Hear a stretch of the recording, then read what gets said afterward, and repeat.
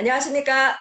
현정회가 주최하고 서울국학원이 참여하는 2021년 음력 개천절 기념 온라인 화상 학술 세미나 사회를 맡은 서울국학원 교육팀장 고정숙입니다. 네, 코로나 사태로 인하여 이번 개천절 학술 세미나는 줌 화상으로 진행하게 되었습니다. 대반 사정으로 국민의례, 애국가 제창 등은 모두 생략하겠습니다. 이번 학술 세미나 발표와 토론을 해주실 분을 소개해드리고 바로 학술 발표를 시작하겠습니다. 오늘 발표는 국제내교육종합대학원에서 국학 박사 학위를 받으시고 현재 사단법인 국학원 중앙부서에서 학술이사와 교육실장직을 맡고 계신 우대한 박사님이 수고해 주시겠습니다. 그리고 토론은 서울국학원 사무처장이시면서 국제내교육종합대학원 석사과정을 공부하고 계신 정명길 사무처장님께서 수고해 주시겠습니다. 네, 오늘 발표 주제는 근대 개천절의 부활과 국민 및 시민단체의 역할, 대종교와 현정의 활동을 중심으로입니다. 그럼 우대한 박사님을 모시고 주제 발표를 들어보도록 하겠습니다. 네, 안녕하십니까. 네, 우대환입니다. 네, 그럼 지금부터 오늘 개천절 학술 세미나를 시작하면서 발표를 하도록 하겠습니다. 네, 오늘이 음력 개천절입니다. 음력 개천절. 우리가 지금 알고 있는 10월 3일은 양력이고요. 그 양력을 음력으로 하면 11월 7일입니다. 11월 달은 10월 말부터 11월 달은 우리나라는 물론이고 이 한반도 내 만주 지역에서는 이제 추수를 하는 시절이죠. 그래서 이 개천절을 이제 서양의 추수감사절로 이제 비유하기도 합니다.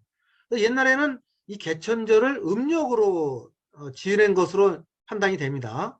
왜냐하면 양력 개천절은 조금 이 개천절 행사를 하기에는 조금 이르죠. 왜냐하면 개천절이란 말 그대로 이제 그 10월에 하늘에 이렇게 이 곡식 같은 거를 이제 이 풍요롭게 해줘서 풍성한 그런 음식이나 이런 땅에서 나오는 그런 곡식을 우리 사람들에게 주셔서 감사합니다 하는 그런 의미도 있거든요. 그런 의미에서는 이 개천절이 10월 3일보다는 음력으로 11월 달이 맞는 것 같습니다. 그래서 이번에 그 현정회가 주최 단체인데요. 거기서 이제 음력 개천절도 의미가 있다. 그런 차원에서 이제 서울국학원에서 이제 이렇게 제안을 해서 이제 서울국학원이 이제 주관을 하고 이렇게 진행되는 거로 좀 저희는 이제 생각됩니다. 그래서 오늘은 주제는 근대 개천절의 부활 과정과 국민 시민들의 단체의 역할, 대전교와 현정의 활동을 중심으로 그런 것을 큰 주제로 삼았고요. 그 다음에 이제 들어가며 고대 개천절의 연원, 근대 개천절의 부활 과정, 개천절 부활의 현대적 의미, 내집 말로 그렇게 진행하도록 하겠습니다. 그래서 아까 말씀드린 대로 개천절은 양력이 있고 음력이 있는데 원래는 음력으로 지냈죠. 근데 양력으로 된 거는 1949년 10월 1일 날 우리나라 대한민국이 최초로 정부가 들어서면서 이거 굉장한 논란이 있었습니다. 양력으로 할 것이냐, 음력으로 할 것이냐.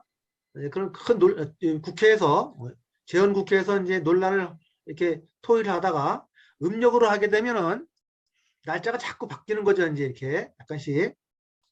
그래서 10월 3일이라는 날짜는 정하고 그건 그대로 하고 양력으로 이제 이렇게 하는 것으로 그렇게 정했습니다. 그것이 1949년 10월 1일부터입니다.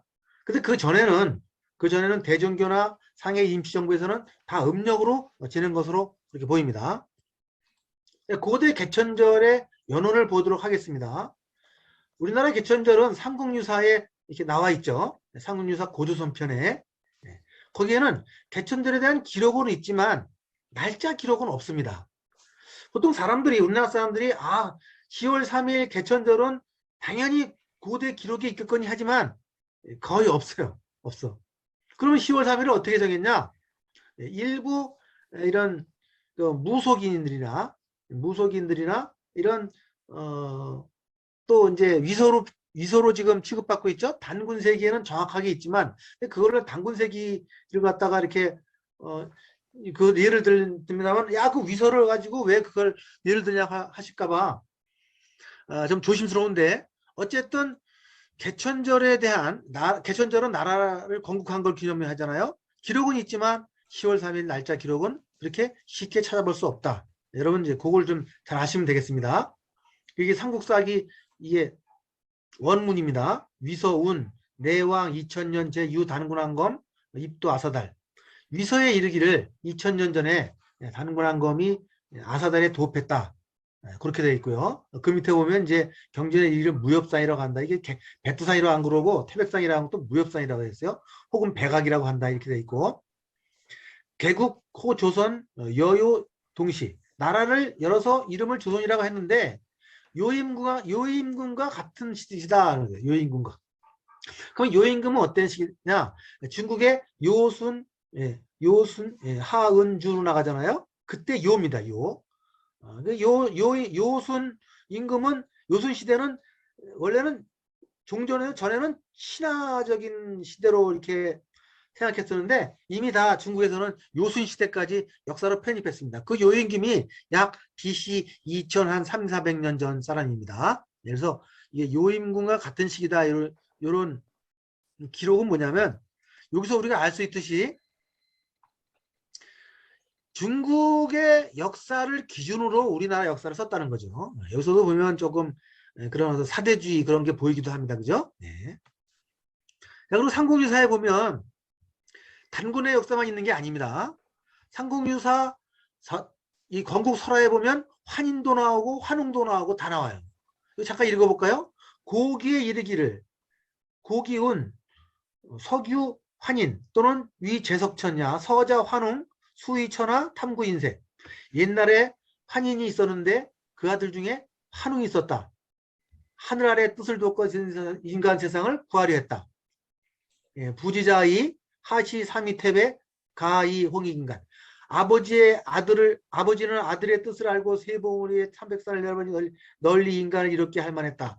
자, 여기서 보면 우리가 단군이 홍익인간의 뜻으로 나라를 세운 게 아니고 이미 환인 시대에 우리가 알고 있는 환국의 그 왕이었던 환인 시대에 환인이 홍익인간 얘기를 먼저 한 겁니다. 이게. 그래서 우리가 보통 사람들이 아는 거와는 좀 틀리죠. 이미 홍익인간이라는 철학은 환인, 단군의 아버지가 환웅이고 환웅의 아버지가 환인인데 원래는 그게 아니죠. 한국 시대의 왕의 이름이 환인이고 3301년 동안 배달국 시대의 왕의 이름이 환웅이고 단군조선 시대의 왕의 이름이 단군인데 보통 사람도 그렇게 알고 있어요. 그리고 삼국유사에는 또 그렇게 다 생략돼 가지고 단군의 아버지가 환웅, 환웅의 아버지가 환인 그렇게 돼 있습니다. 그래서 국가 강사분들은 요거는 알고 있어 계시대. 그러나 이거를 일반 사람들에게 얘기하면은 잘 못 알아들어요. 단군도 못 알아들으니까. 그래서 이거는 아직 얘기를 안 하는 거지. 원래는 홍익인간의 정신은 환인, 환웅 때 내려왔다. 그렇게 아시면 되겠습니다. 이에 천부인 세계를 주고 그들을 다스리게 했다는 거죠. 예. 여기 아직까지 보면 맨 위에 아까는 여기는 단군이 나오지만 요 밑에는 단군이 안 나와요. 환웅이 나오지. 여기 보십시오. 환웅이 무리 3천을 이끌고 태백산 정상으로 내려왔다. 또는 묘양산이다. 여러 가지 설이 있어요. 백두산이란 말도 있고 태백산이라는 것도 묘양산이라는 라고도 불리기도 하는데 요거는 제가 보기에는 이 태백산은 지금의 백두산으로 추측이 됩니다.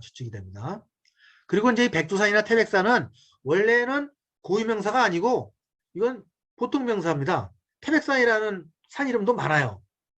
클 태자, 신백자, 크고 밝은 산. 이거는 광명을 상징하는 거죠. 예. 그래서 이거는 보통 명사로 받아들여야 되겠습니다. 신단수 아래 내려왔다. 이를 신시를 올랐다. 이분을 환웅천왕이라고 한다. 그 다음에 풍백, 운사를 건드리고 어쩌고 하고 나중에 곰 한 마리, 호랑이 한 마리 나오는데 이게 다 지금 단군 신화로 지금 알려지고 있는 거죠. 이렇게 삼국유사에는 이게 이렇게 되어 있습니다. 웅녀 얘기도 나오고 이렇게 쭉 그래서 단군의 신화로 이렇게 전해져 내려오는 게 삼국유사의 덕이죠, 사실은. 삼국유사의 내용에 의해서 사람들이 이제 단군을 신화로 알게 된 거죠. 예. 근데 또 삼국유사에는 또 기자조선까지 나옵니다. 이게 기자조선. 이거 나중에 시간이 있으면 되면 내가 기자조선까지 말씀을 드리겠지만 오늘은 시간 관계상 이건 안 드리고 기자조선이라는 이야기가 삼국유사에도 있다. 그 정도 아시면 되겠습니다. 예, 기자조선이. 기자는 은나라의 신하였어요. 은나라에. 근데 은나라가 주나라에 이렇게 망하자 주나라를 버리고 은나라의 원래 종주국이었던 단군 그 조선 쪽으로 피난 온 겁니다. 그래서 은나라는 동이족이 세운 나라, 단군 조선도 동이족이 세운 나라, 주나라는 중국의 화족이 세운 나라. 그래서 기자가 주나라를 피해서 단군 조선으로 온 겁니다. 그러면 기자가 와서 단군의 왕위를 이었냐? 그건 아니고 그게 여러 가지 설이 있고 많이 좀 이야기가 다른데 어쨌든 이 우리가 알고 있는 이 번안조선, 원래 진조선이 아니고 번안조선의 밑에 6개 왕인가 이름은 다 이름이 기씨입니다. 기씨. 그래서 이게 기자의 후손들이 번안조선의 단군 몇 명이 했다. 그 정도까지만 이렇게 알고 계시면 되겠고요. 예. 또 깊은 이야기는 나중에 또 한번 시간 되는 데 하겠습니다. 그런데 이 고조선에 대한 얘기가 삼국유사만 나오는 게 아니고 제왕운기와 동국통감에도 나옵니다.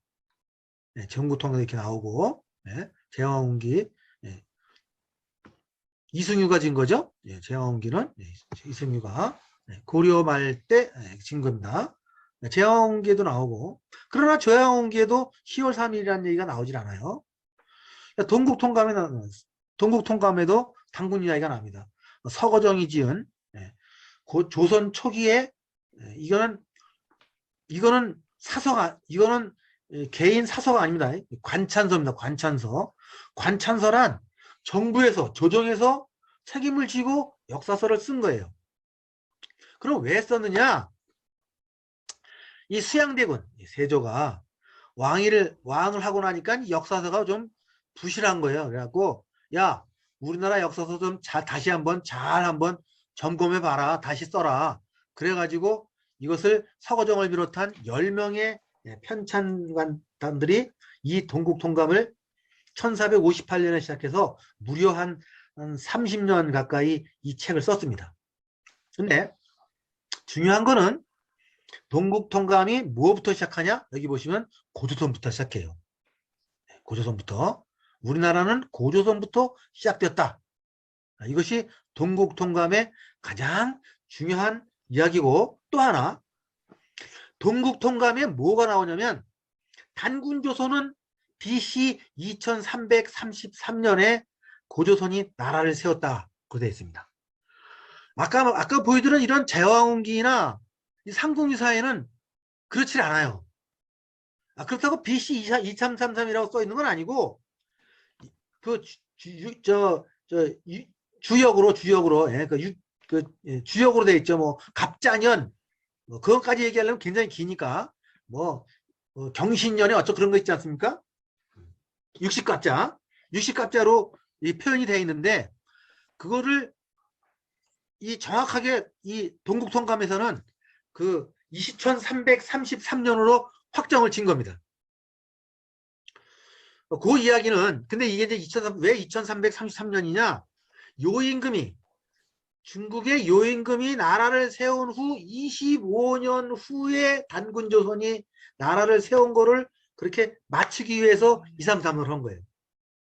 여기서 또 이제 우리 사대주의 얘기가 나오는데, 야, 요임금보다 단군이 나라를 일찍 세울 일은 없다. 근데 일부 책에는 같은 시대에 세웠다고 그렇게 돼 있기도 하고, 어떤 책은 그 전에 세웠다는 얘기도 있는데, 조선시대에 와서 유교가 국시로 이렇게 딱 만들어지고 하면서 가능하면 중국의 역사를 좀 높이고 우리나라 역사를 낮추기 위해서 이 세조가 명령한 동국통감에 요임금이 나라를 세운 지, 중국의 요임금이 나라를 세운 지 25년 후에 조선이 세웠는데, 단군이 세웠는데 그것이 BC 2333년이다.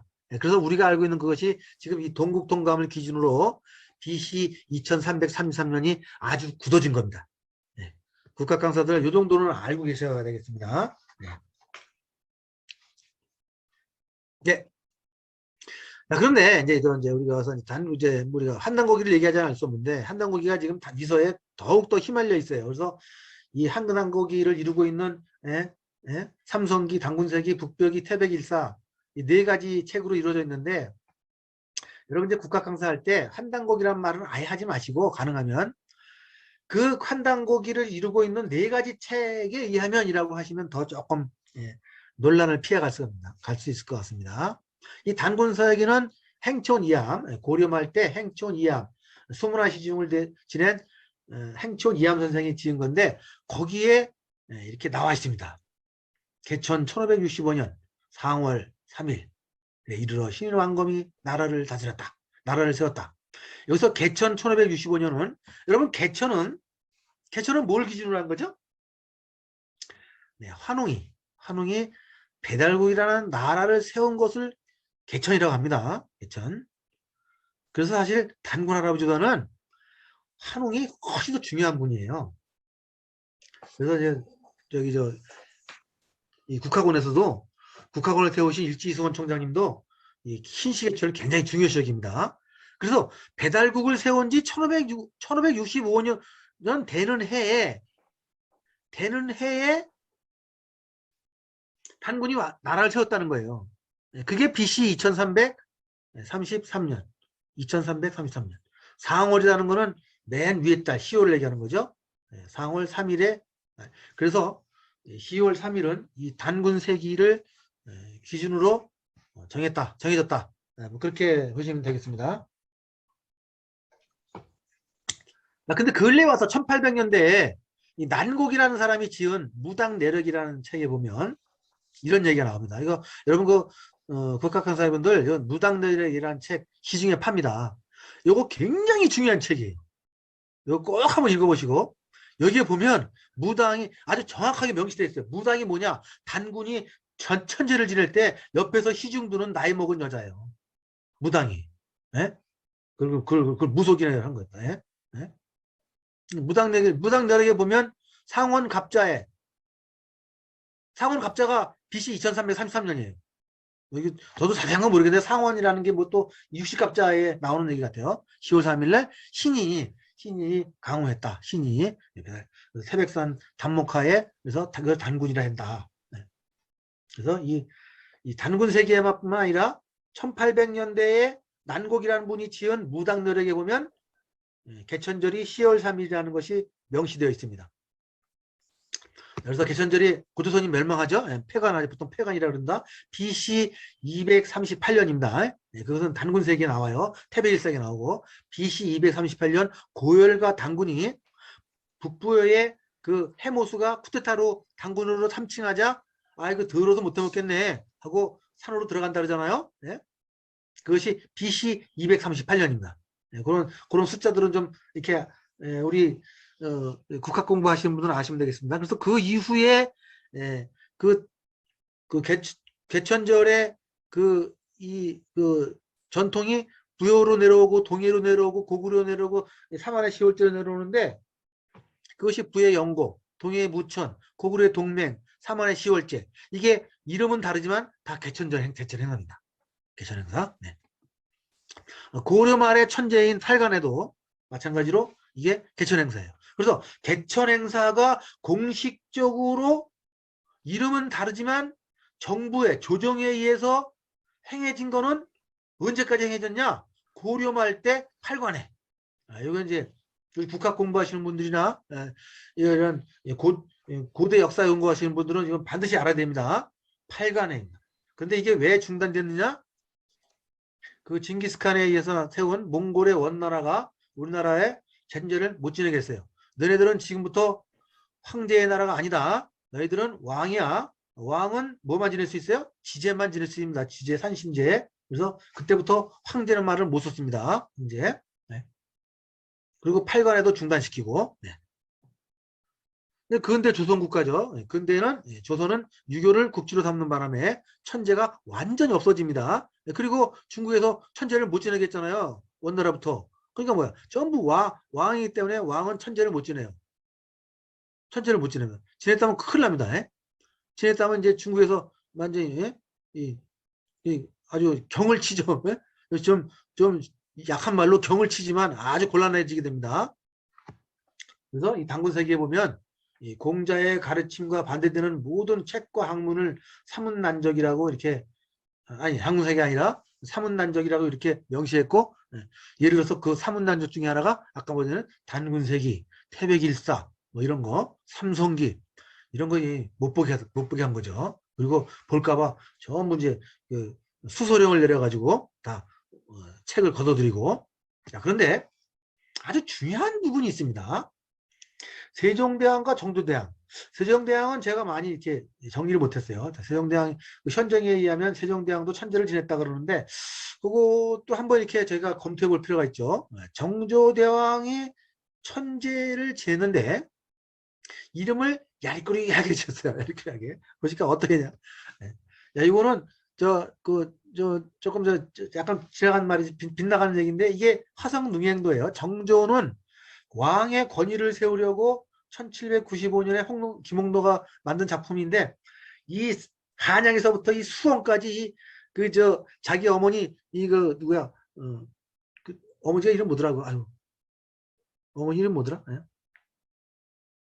그분을 모시고 자기 아버지 사도세자한테 이 제사를 지내가는 이 행렬입니다. 이게. 어마어마한 거죠.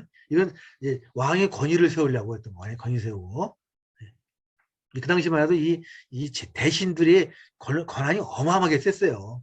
왕이 제대로 왕문으로 못하고 그러니까 이런 걸 좀, 그다음에 이제 그러니까 정조가 안 되겠다 싶어갖고 자기의 이 호위무사들 뭐 정영영인가 뭔가 그걸 한 거의 1만 명 이상 말인 군대를 갖다가 만들어가지고 자기 호위무사를 만들고 그렇게 했지만 결국 이제 절반의 성공으로 끝났죠. 이 정조대왕이 선도수련을 했습니다. 선도수련. 기록에 보면 지감조식 수련을 했다. 그다음에 한이 명사수였어요. 왜냐면 흔한 자기가 죽음을 당할 그런 위험에 있으니까. 노론파에서. 그래서 50발을 쏴갖고 49발을 명중을 했다. 마지막 한 발은 안 맞췄어요. 왜 맞췄냐? 그건 겸손하기 위해서부터. 이 정조대왕이 대단한 사람입니다. 대단한 사람이에요. 이 정조대왕이 천재를 지내는데 뭐라고 지냈냐면 풍운내우제예요. 풍운내우제. 천재라고 지내면 중국한테 욕먹을까봐 이렇게 적어달까봐. 풍운내우제 뭐야? 바람풍, 구름운, 뇌가 뭐예요? 뇌, 번개, 비, 이게 다 어디 있는 겁니까? 하늘에 있는 거잖아요. 그래서 천재라고 천재라고 하지 않고 풍운내우제를 지냈다고 합니다. 정조대왕 참 대단한 사람입니다. 예. 그래서 이제 결국 이제 어쨌든 이제 풍운내우제까지 이제 지냈지만 공식적으로 개천절에 천재를 지내지 못했죠. 예. 정조나 이제 세종대왕 그런 분들이 좀 잠시 그렇게 지냈을 뿐인데 근대에 와서 1909년에 홍합나철이 대종교를 중강하면서 개천절을 부활시킵니다. 1909년 음력 10월 3일 날 개천절을 지냈다는 기록이 있습니다. 홍합나철이 대단한 사람입니다. 우리나라에 근데 역사 교과서에 한 줄밖에 안 나오죠. 대종교를 중강한 교주. 국민들이 잘 모르고 있어요. 나철 선생이 어떤 일을 했는지. 나철 선생이 단군을 정신을 부활시키기 위해서 대종교를 중강하면서 개천절을 부활시킵니다. 그래서 대종교의 개천절. 이제 대종교의 개천절은 이제 1914년에 만주로 일본이 하도 막 핍박하니까 만주로 총본사를 옮겨요. 거기서도 계속 개천절을 지냈다는 기록이 있습니다. 대종교 총본사 이분들이 1946년에 환국을 한 건데 이분들이 어디서 환국을 했냐면 만주의 화룡현에 만주의 그 총본사가 있던 곳에서 이 총본사를 다시 대한민국 이 본토로 옮기는 것을 기념하기 위해서 찍은 사진입니다. 그래서 대전교가 개천절을 부활시키는데 획격한 그런 공로가 있다 보시면 되겠습니다. 상해 임시정부서에서도 개천절을 대전교의 개천절을 이어받아서 개천절을 천지를 지냈는데 제가 이번에 하면서 알게 된 게 이게 개천절을 처음엔 건국기원절이라고 그랬대요. 건국기원절. 이 건국기원절은 뭐냐? 건국이 뭐냐면 단군 조선을 얘기하는 겁니다.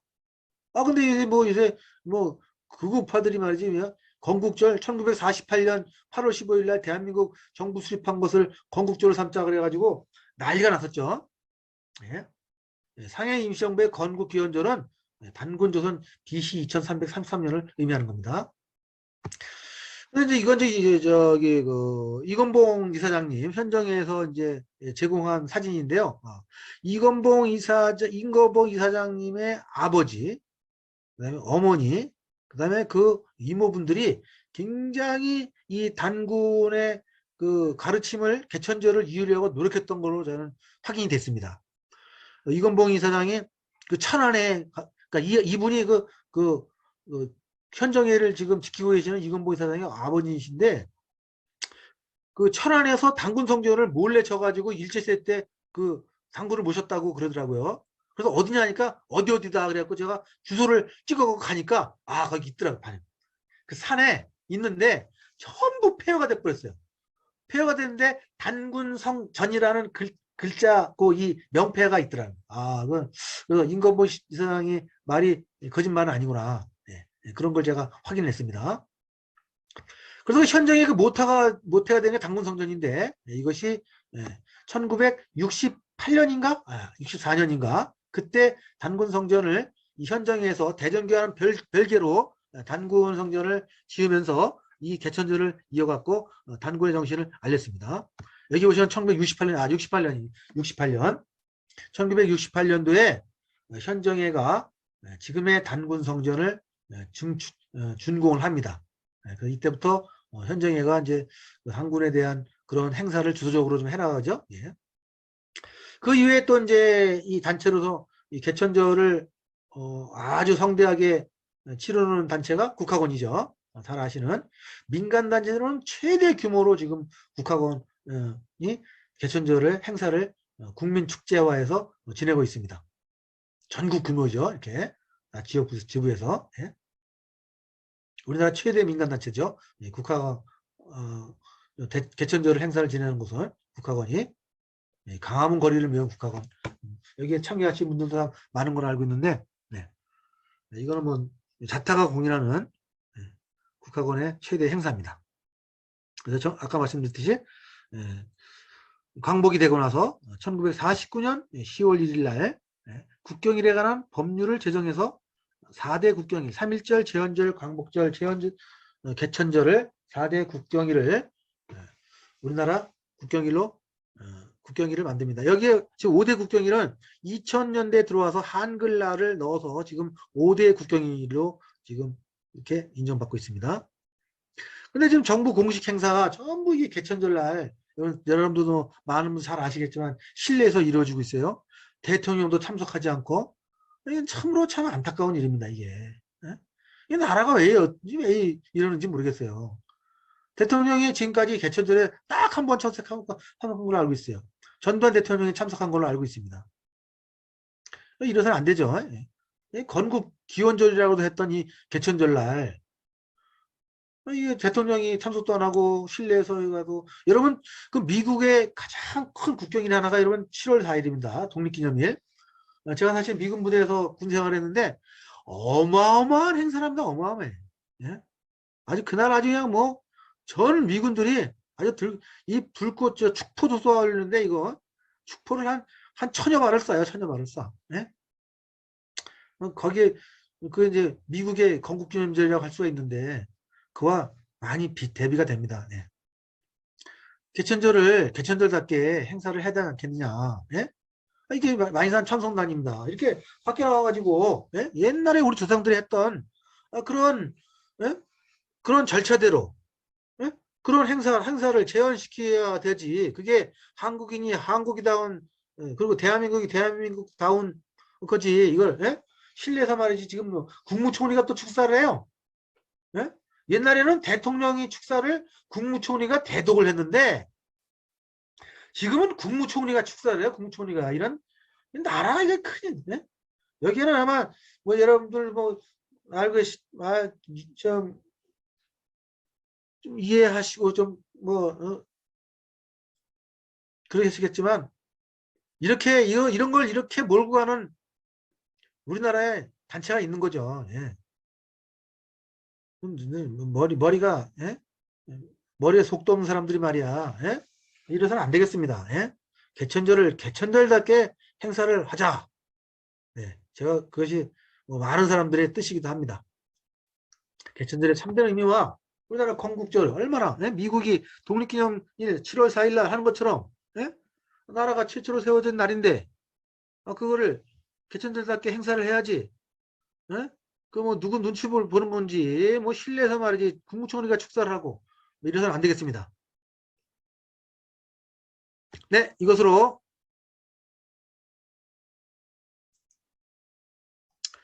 발표를 마치겠습니다. 네. 네, 감사합니다. 발표해 주신 우대한 박사님께 감사드립니다. 자, 이번에는 주제 발표에 대한 토론으로 전명길 사무처장님을 모시고 근대 개천절 부활의 의미에 대해서라는 질의 주제로 토론을 하시겠습니다. 네, 우대한 박사님의 근대 개천절의 부활 과정과 시민단체 역할에 대한 아주 유익한 내용을 이렇게 발표해 주셔서 진심으로 감사드립니다. 그러면 질의를 드리도록 하겠습니다. 우대한 박사님의 위 논문은 개천절의 유래와 그 정착 과정에 대해서 상세히 밝힌 논문입니다. 발표자는 개천절 유래가 이미 고대 기록에 많이 존재하며 중국 기록에도 보인다고 주장하고 있습니다. 나아가 조선시대 기록에도 자세히 보인다고 정리하고 있습니다. 또한 일제 시기에 본격적으로 대종교를 비롯한 민간단체에 사용이 되기 시작한 것이 기록에 보인다고 말씀하셨습니다. 이러한 개천 행사가 고려 말 몽고 원나라에 의해서 중단되었다고 주장하셨습니다. 조선시대에 유교 국가가 되면서 더욱 개천 문화는 사라졌다고 하셨는데 정조식이 이름은 다르지만 풍운내우제라는 이름으로 천제를 지냈다고 하셨는데 이 풍운내우제에 대해서 좀 더 상세히 설명 부탁드립니다. 나아가 현대 개천절 행사의 다른 국경일에는 대통령이 참석하시는데 왜 개천절에 참석을 안 하는지, 특별한 이유가 있는지 박사님의 의견을 묻고 싶습니다. 이상입니다. 네, 감사합니다. 우선 첫 번째 질문, 정조대왕의 풍운내우제. 아까 제가 발표할 때도 좀 말씀드렸지만 정조는 천제를 정식으로 못 지내고 그것을 풍운내우제라는 이름으로 제를 지냈습니다. 그럼 왜 풍운내우제를 지냈냐? 정조가 마인드가 있었던 거예요. 마인드가. 정조는 이 중국의 많은 영향을 받았지만 내가 우리나라의 그 줏대를 세우고 우리나라의 가치관을 세우고 정체성을 세워야 되겠다.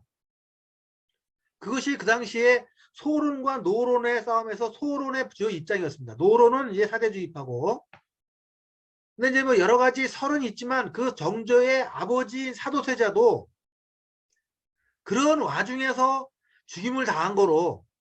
근데 이제 이게 또 뭐 보이는데 그 많은 학자들이 또 그 나와 있는 그 기록만 그대로 보고서 뭐 사도세자가 뭐 좀 정신병자였다느니 뭐 그런 얘기도 있고 뭐 그 역모를 하려다가 걸렸다는 것도 있는데 우리 모든 역사는 기록만 보면 안 됩니다. 기록만 보면 안 되고 예? 그 얘기 나오잖아요. 사도세자의 무덤에서 그 천부경이 나왔다고. 사도세자가 수련을 한 겁니다. 수련을 한 거예요. 그러니까 수련을 한 사람한테는 중국의 사대주의를 하고 뭐 중국의 유학을 좀 귀하게 여기고 그게 이게 에너지상 기질상 안 맞는 거예요. 안 맞는 거예요. 그리고 막 그 유교를 앞세운 당파 싸움 그런 거에 아주 진절머리를 내고, 예? 아니 그런 그 사도세자가 그런 정치 상형을 가지니까 노론에서는 그게 눈에 가시죠. 예? 눈에 가십니다. 예? 아, 중국의 유학이 최고인데 뭐제 이상한 짓 한단 말이에요. 예? 뭐 땅굴 파고 거기서 춤추고 지금 뭐 예? 안 그렇겠어요? 우리가 지금도 뭐 우리가 수련 어떤 사람은 수련하고 있으면 이제 뭐 이게 연가부도 나오고 뭐 나름대로 이렇게 하잖아요. 그런 것도 있고 그런. 근데 사도세자가 그런 행위를 한 것 같아요. 이 땅굴 파고 이상한 짓도 했다 그러고 막 그러는데 그게 우리 지금의 시각으로 봤을 때는 우리의 고유 선도 수련을 했던 것 같습니다. 그게 어떤 그 증거가 있냐면 기록에 보면 정조가 지감조식 수련을 했다고 돼 있다. 지감 수련을. 지감하십시오. 예? 호흡을 뭐 내쉴 때는 뭐 기운을 위로 올리고 내리고 이런 기록이 있거든요. 그 아들의 그 아버지라고 정조는 자기 아버지가 왜 죽었는지를 알았던 겁니다. 어떻게. 그래서 정조가 왕이 되자마자 나는 사도세자의 아들이다 그렇게 선포한 거죠. 그리고 일부 이제 그 원수를 좀 갚습니다. 다 못 갚지만 그 사도세자를 죽음으로 이끈 사람들을 몇 명을 다 처단하고 하지만 끝내 그 소위 말하는 사대부들의 저 노론의 그 정치 거기서 벗어나지 못하고 나중에 40 몇 살 때 죽어요. 그다음에 기록에 보면 이 정조가 잠을 자는데 이 지붕으로 올라와가지고 이 암살자가 지붕까지 올라가고 막 그런 것도 보입니다. 그만큼 그 4대 유학자들 파벌치일 때는 사도세자나 정조나 이게 마음에 안 맞는 거예요. 그래서 수원 화성으로 수도를 옮기려고 그랬던 겁니다.